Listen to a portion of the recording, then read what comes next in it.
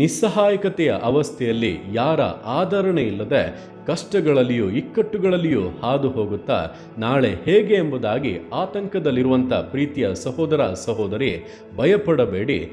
ದೇವರು ನಿಮಗಾಗಿ ಇದ್ದಾರೆ, ನಿಮಗಾಗಿ ಕಾರ್ಯಗಳನ್ನು ಮಾಡುತ್ತಾರೆ. ಆತನು ವಾಗ್ದಾನ ಮಾಡಿದ್ದಾನೆ, ನಾನು ನಿನ್ನನ್ನು ಬಲಪಡಿಸುತ್ತೇನೆ, ಹೌದು ನಿನಗೆ ಸಹಾಯ ಮಾಡುತ್ತೇನೆ, ನನ್ನ ಧರ್ಮದ ಬಲಗೈಯನ್ನು ನಿನಗೆ ಆಧಾರ ಮಾಡುತ್ತೇನೆ ಎಂಬುದಾಗಿ.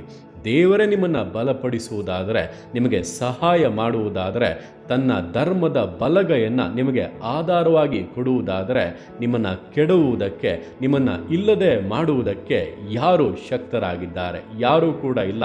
ಎಲ್ಲವೂ ಕೂಡ ಸೋಲಲೇಬೇಕು, ನೀವು ಜಯಶಾಲಿಗಳಾಗಲೇಬೇಕು. ಆದ್ದರಿಂದ ಧೈರ್ಯವಾಗಿರಿ, ದೇವರ ಸಹಾಯವು ತಕ್ಕ ಸಮಯದಲ್ಲಿ ಒದಗಿ ಬರಲಿದೆ. ನೀವು ಜಯಿಸುವವರಾಗಿ, ಆಶೀರ್ವಾದಗಳನ್ನು ಹೊಂದಿದವರಾಗಿ ಜೀವಿತವನ್ನು ಮುನ್ನಡೆಸಲಿದ್ದೀರಾ.